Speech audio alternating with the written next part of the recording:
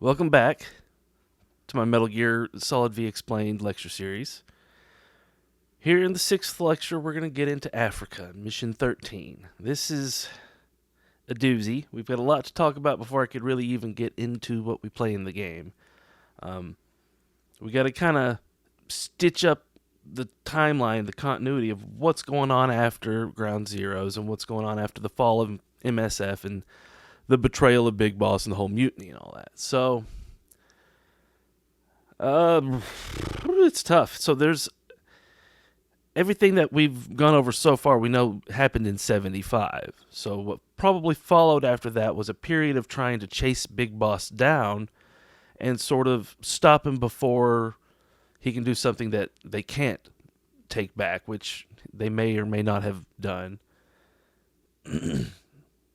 And then what follows after that is a whole series of sort of like proxy wars that break out. Excuse me. Essentially, I think while Big Boss has control of Cipher and kind of has his hands on the war machine, he's able to set up a bunch of machinations and stuff that go beyond what Zero had intended for his systems of control. And it takes Zero and Fox, I think, a long time to sort of like claw all that stuff back that Big Boss sort of just threw out there, like a sort of, like an fission reaction, how you have one particle that hits the atom, splits the atom, and then there's just a chain reaction of a bunch of other reactions. I think that's kind of what's going on here. So our conflict goes global.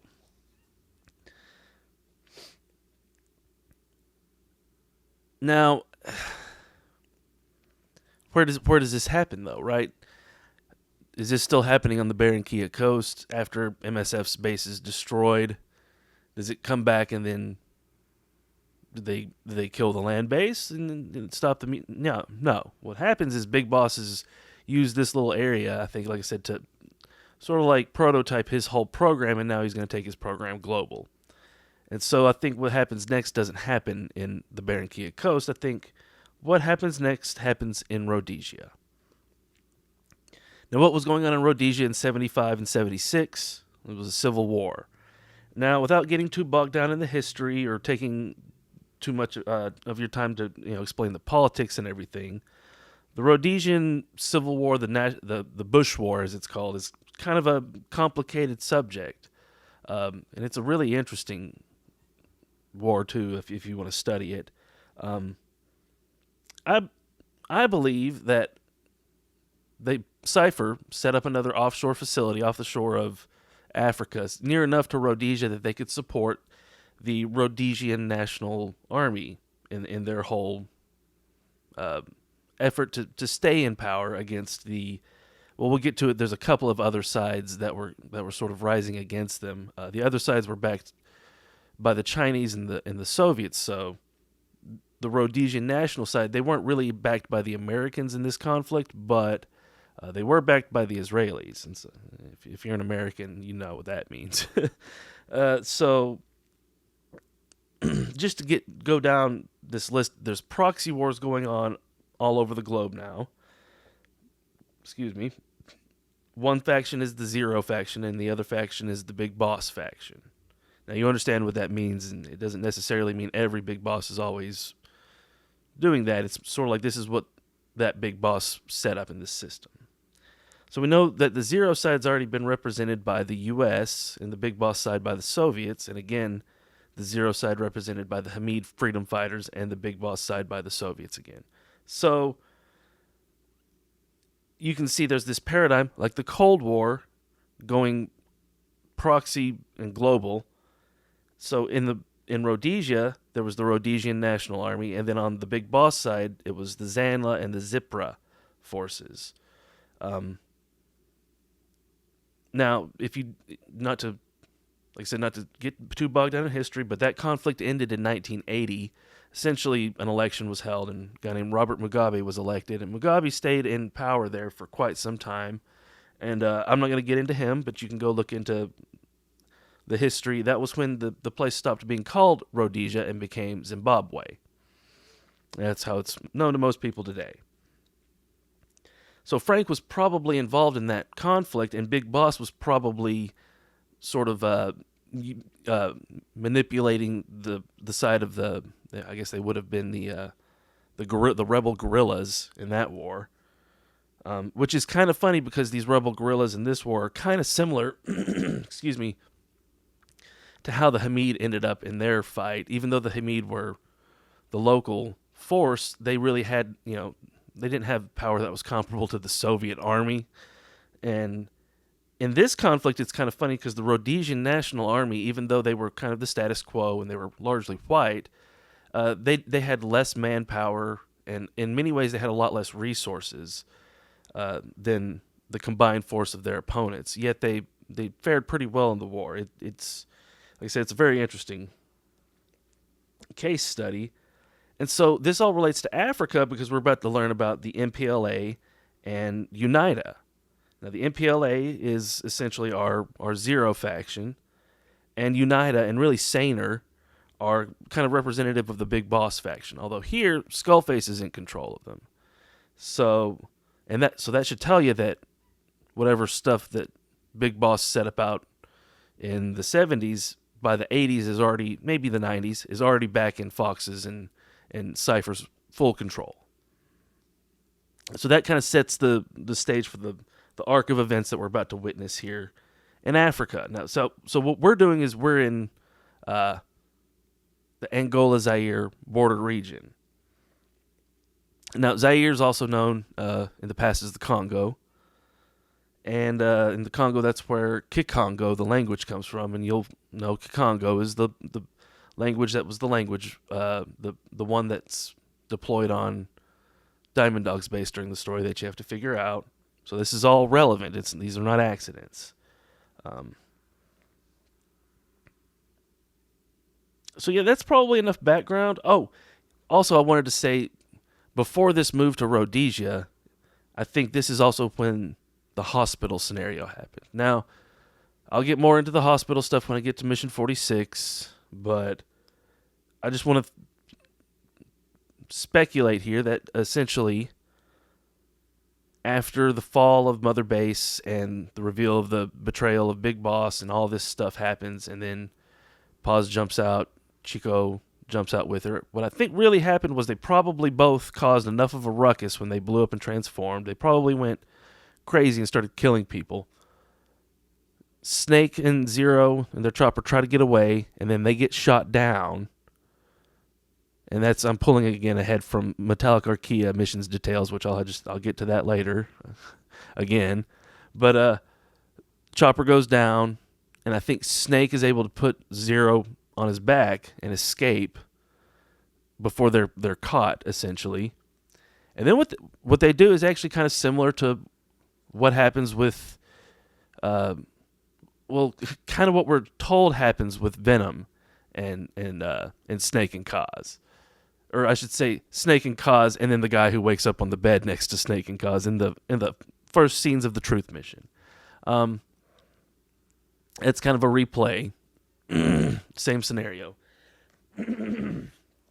Excuse me. Essentially, I think what happened was after the crash, Snake and Zero escape, and then I think Big Boss expected Fox and Zero to go to their little hidey hole in 10th Avenue in New York. But I think what actually happened was Zero swapped himself out with a decoy, and a decoy of Zero went with Fox to 10th Avenue, and they set the trap for Big Boss. And I think Big Boss fell for the trap and caused a whole conflict there.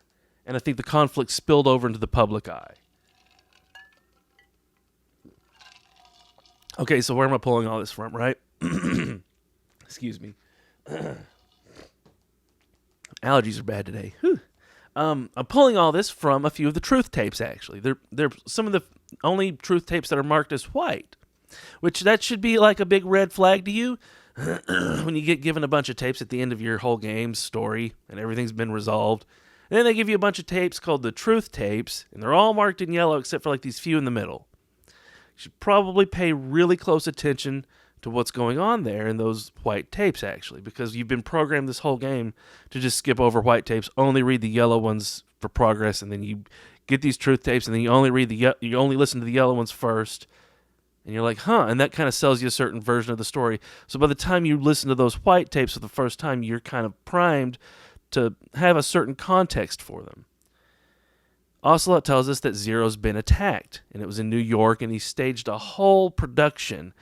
Blackouts, there were multiple submarines sighted off the coast, all this crazy stuff happened. Ocelot and Zero talk on the phone, and Zero says, of course, he couldn't cover up everything, but he did manage to cover the fact that Snake survived. So that probably refers to Ishmael, which means that whatever happened in New York, it probably appeared that Ishmael died, Old Fox, which I think is a recurring thing for him. I was thinking about this earlier today. When Ocelot first sees Cyborg Ninja at Shadow Moses, what does he say? He says, "You again? Can't you even die right?" So Ocelot's seen him die before. So that should tell you that one of Fox's tricks is that he can somehow fake his own death or appear to die and not die. I don't think he's necessarily faking his own death. I think that's kind of like how Quiet can just disappear as if she's died, you know. Excuse me. And we'll get to it in Mission 45 in the cutscene. At one point it appears a grenade explodes like right in front of her, and she's fine because she was disappeared. It gets into crazy parasite stuff. So what's Mission 13 about anyways? After the New York episode, I think Big Boss, having failed in his assassination attempt, turned to this whole war machine. And part of his war machine were these foxhound soldiers that he had made as literal, like, I think he had taken people, maybe children, literal children, but probably not. Maybe we learned that here in the Phantom Pain, the children are immune to the vocal cord parasite because their bodies aren't totally mature yet. The parasite doesn't activate in their body, but they can still carry it. The Foxhound kids, essentially the children, the next generation, have been taken by Big Boss off to Africa, and I think it was probably in Rhodesia. And they were probably sort of, like I said, fighting this sort of shadow proxy war. And I think what's going on is Big Boss has built another copy of Outer Heaven in Rhodesia. It's the land base again. And so that's you know what, let's just go ahead and let me flip over to this real quick. I showed y'all this earlier, and it was probably too soon to really make sense of it, but here's the basic layout of Africa. Oh, here, let me make sure I can see. I flipped my screen over here. So there's the basic layout of Africa and all the stuff going on there. And here's a list of all of the... There's 10 struts or 10 parts, 10 main parts to your base in Peace Walker. There's 4 upgradable parts, and then this 5th part that's like, you know, the command it comes with. And then there's these other 5 parts that aren't really upgradable, but they're distinct parts of your base. And if you take all 10 of those and you compare it to the 10 main locations in Africa, it lines up 1-to-1. I'll read it out here. You arrive at Bwala Yamasa, which is like the barracks. You'll note there's a lot of houses here. Kiziba camp is like the Brig, and I'll note it later, but Kiziba camp has the open-air prisoner cells, like the abandoned sector of Camp Omega. Mfinda oil field is the factory. The big smokestacks that you see on one of the struts in your base in Peace Walker, that's the same thing here. Nova Braga Airport is the hangar. That's the airport that I was talking about last time. Ditadi Abandoned Village is actually the command strut, or the command central, the command base, perhaps, I guess I should say. And it appears that this base has sort of been destroyed and kind of rebuilt because of the way Munoko Yanyoka restricts access to Ngumba Industrial Zone, and because of the bridge being destroyed, and Lufwa Valley, and then Kungenga Mine. So it's like those 4 areas are all kind of like their own little restricted band. And, and I also didn't mention Bampeve Plantation Farms, or R&D. That's the R&D strut. And it's next to the factory. So then Kungenga Mine is like the ZEKE deck, actually, which we'll get back to later. Munoko ya Nioka, the snake's mouth, is the distro platform. Mouth is distribution, okay? Do you see? Ngumba Industrial Zone stands for the mission support, which is really like the intel platform from ZEKE. That was where like all your intel agents worked. And then Lufwa Valley actually stands for the training grounds, which has the kill house in it. The big mansion at the end of Lufwa Valley is the kill house. Now, if you don't remember the kill house in Peace Walker, if you didn't play it, I guess you might not even know about it. It was essentially like a training facility with movable walls and doors and all and targets and all kinds of stuff. So the whole area could be like adapted, and targets could pop up. You go through it, get your score. Best score, gets bragging rights. So this kill house, if you can imagine it, to me, it's kind of got links to PT actually, in that you could imagine yourself going into the kill house and then just having an infinite loop kind of played on you until you find your way out. Yeah, just something to think about. I'll let you look at the map one more time in case you didn't pause it earlier. If you want to pause it, now's the time. Take a look at it. Oh, and I'll also mention here, Camp Omega is recreated here in this landscape. And it's symbolically just essentially this little triangle up here with Bwala, Yamasa, Kiziba Camp, and Mfinda Oil Field. Those three sectors sort of recreate Camp Omega. So yeah, let's get into the mission. Mission 13 is pitch dark. We are given intel by Huey to go find this weapon to surpass Metal Gear in Africa. Now, not to brag, but in one of my videos that I've made before, playing through, I did this whole series of videos where I'd turn on a playlist that I had arranged, and then I would just play through a Metal Gear Solid V mission to the playlist and try to sync up certain moments in the playlist with my play so that it kind of seemed like a little bit like a movie. And so part of this was like, the idea was that maybe there was some songs that they used in making some of these cutscenes in Metal Gear Solid V, specifically the Phantom Pain, but the songs themselves were removed before the game was released. Now, why would they do that, right? It's actually an old editing trick. I learned this, I went to film school and learned that when you're having a tough time feeling the rhythm of a scene, like specifically a dialogue scene where it's just two people talking and the shots aren't particularly visually interesting and you're trying to figure out how to make it kind of feel right, sometimes it can be hard to figure out that feel and get the rhythm right. So a trick that I was taught in editing was to just take a good song that you like that sort of seems to fit the sort of the mood and the beat of the scene that you want it to have, and just throw it in the timeline and just edit the dadgum video to the song and just be shameless about it. And then when you're done editing, you take that song and you just chunk it back out of the timeline and delete it, never talk about it again, and now you've got this nicely paced out piece of video with the edits in the right place, or mostly in the right place, and maybe you just have to fine-tune them a little bit from there. But that's like a little trick I learned, and I think that's probably a common thing that goes on in the industry probably a lot. Now in this game, I think it's a little bit that, but also a little bit the information control aspect too.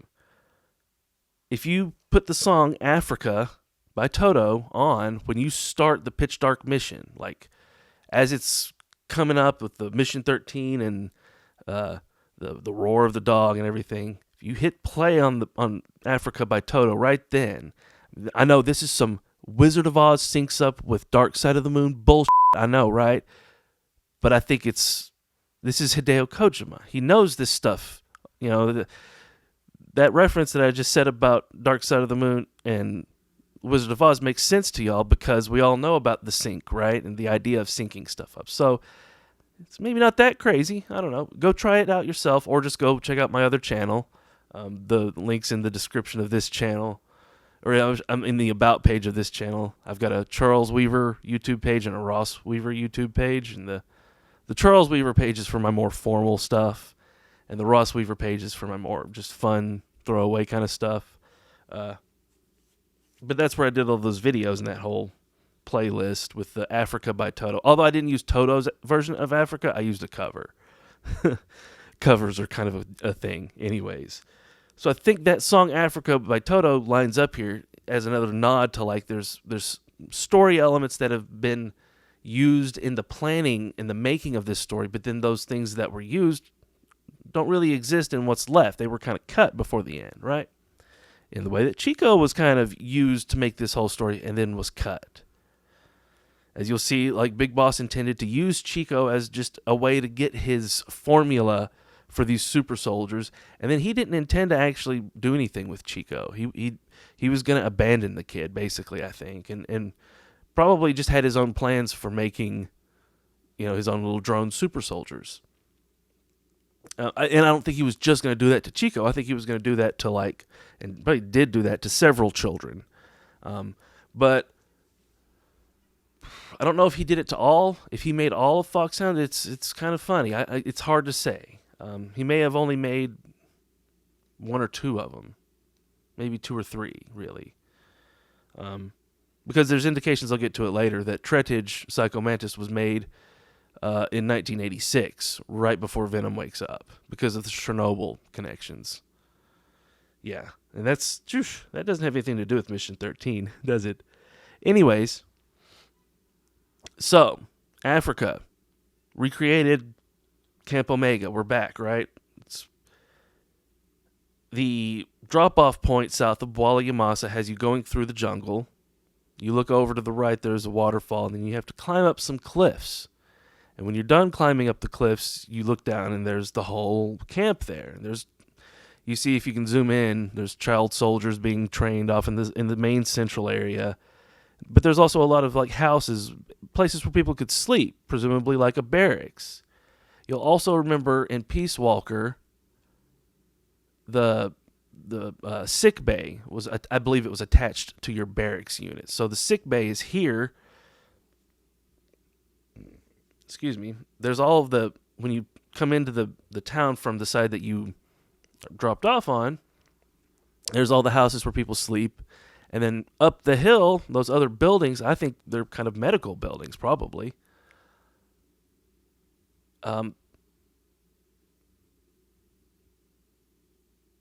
Oh yeah, the woman that you find there later, held captive. I know she can be. It's like a random stat that she's given. Actually, I think sometimes she ends up as like a good combat unit one. But she's got it's like a teaching area in there, like a school. So it seems like this wasn't just a village. Like they had a little bit more going on. But it was a place where people lived that's now been converted to a base. That's what we were seeing back in Afghanistan with all the Camp Omega recreations there. These were villages where people lived, and then the people were shoved out, and it was turned into a base. So I think that's kind of the story of Outer Heaven. Was maybe Outer Heaven was intended more to just be a place where these soldiers, these people without a home, without a country, could exist and just live. But then Big Boss came along and kind of kicked that idea out and said, we're doing war stuff now. So, like I said, Mfinda oil field is kind of the factory, and it's also kind of the admin sector. So Bwala Yamasa itself is like the Omega's ops area, and Kiziba camp is like the abandoned sector, but that's off limits during this mission. Oh, and to confirm the cliff climb, on the other side of that cliff that you come up on, when you can go back down, and there's like nice little slopes that you can climb down, but there's also this long crack that you can climb up, which seems kind of pointless because there's guard posts right there, and they can totally see you climbing the crack. But I think the crack's put there to kind of just remind you of the cliff climb at the beginning of Ground Zeroes. So it's like, we're on repeat, you see. So it's like Snake's taking down one Outer Heaven. He's like, fine, I'll just go do it again. But this one's a lot more like the Peace Walker base, and this one's, I guess there's less going on with taking his own base back, perhaps. So I've gone over the 10 struts. Okay. In many ways, what Skullface does here in Africa is sort of an echo of what Big Boss was doing. What else have I not talked about yet? The Walker gears. So, in Hellbound, one of the mission tasks is to escape before the Walker gears close off the facility. Now, the Walker gears are kind of comparable to the skulls, and they're like another version of this drone copy plan that Big Boss had. The D-Walkers themselves are just an external shell, and that is a thing that was made, I think, for the Phantom Pains scenario specifically. They probably weren't making actual D-Walkers back in the 70s, but they may have been making a sort of a parasite-based sort of skull drone soldier. Maybe some kind of something that they could give a soldier and it would temporarily turn them into a super soldier. But I'm not. It's totally kind of up to your own imagination, really. But it's an external, like I said, it's an external shell they put over, and the external shell is based off Fox. So these D-Walkers are, they're already here, and and there's child soldiers. So this all, like I said, this all calls back to Foxhound again. The child soldiers being the next generation special forces, and that's also, I think, why it's so important that we don't kill them, because yeah, they're children in the game, literally, but like going back to 75, if they weren't actually children, say they're adult super soldiers, why don't you just murk them, right? Well, I think it's because the implications of what happens when somebody with parasites gets murked in a very emotional situation, essentially. They internalize all the emotions they feel in death, and then they would transform out of that into probably something even worse. So in a way, I think it's like by the whole lethal playstyle and developing of nukes and the demon and the blood are all tied together, immorality are all tied together with sort of pushing these super soldiers into becoming less human. And that's why you're, I think, encouraged to not develop nukes and go find and disarm nukes and play non-lethally and rescue child soldiers.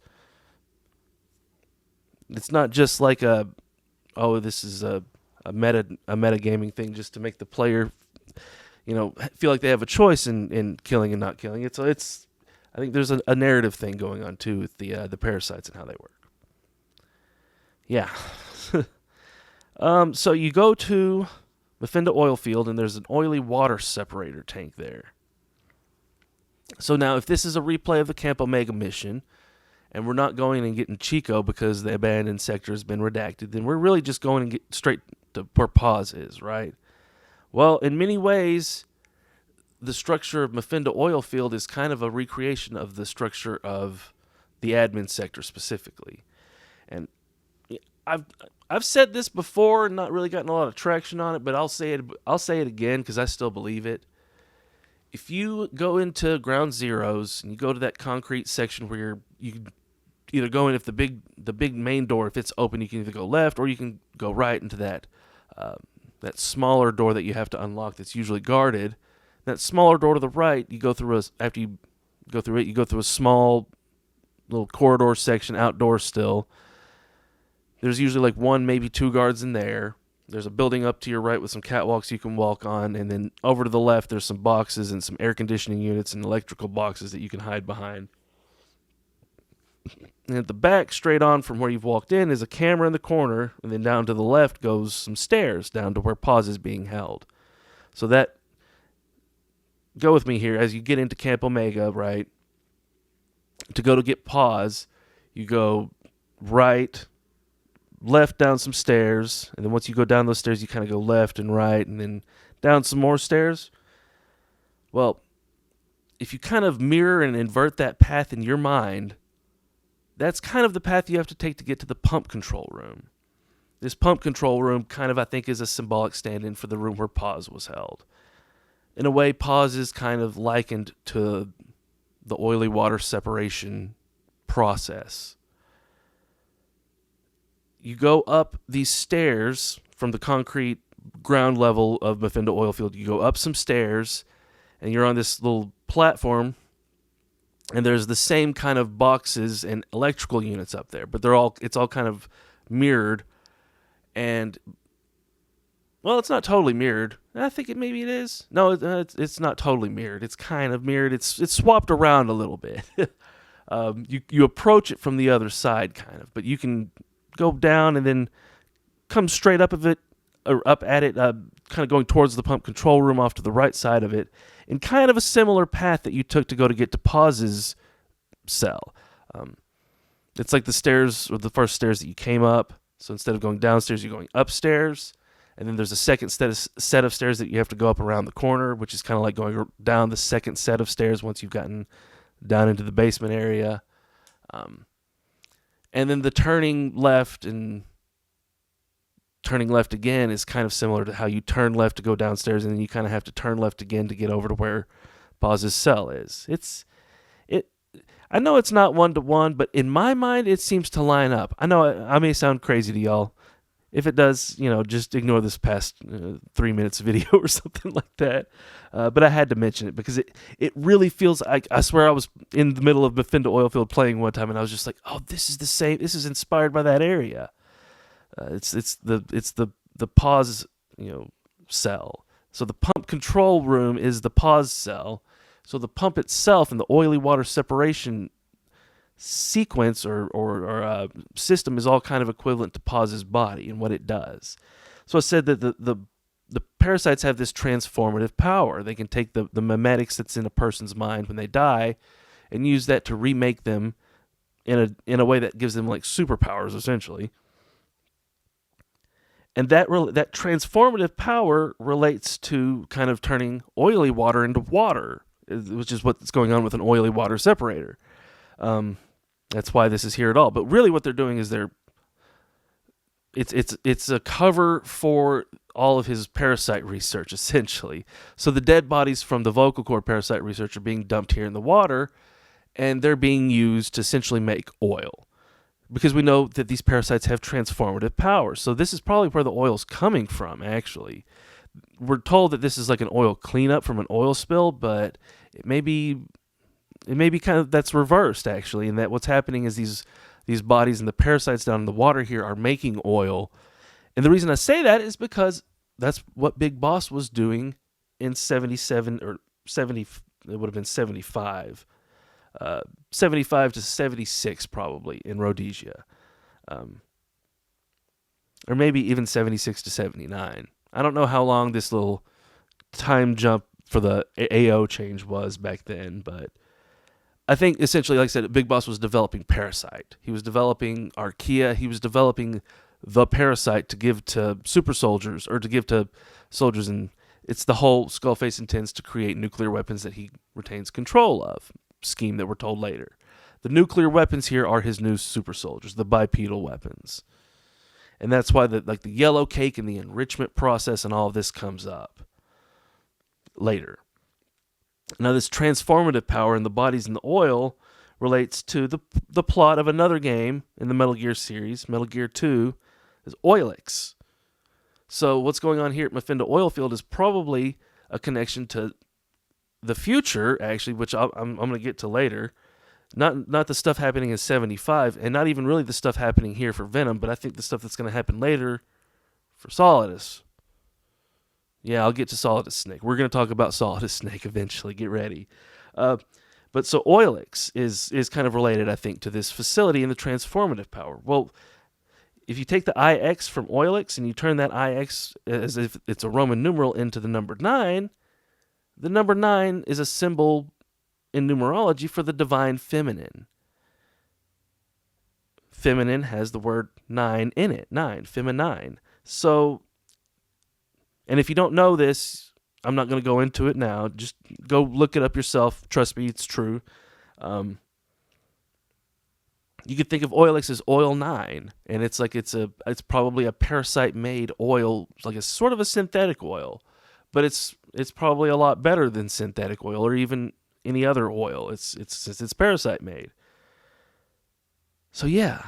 Oh, also if you trace that pipe leading out of Mfinda oil field, it goes, one of them, at least there may be multiples, but one of them goes to a nice blue round containment tank sitting at Kiziba camp.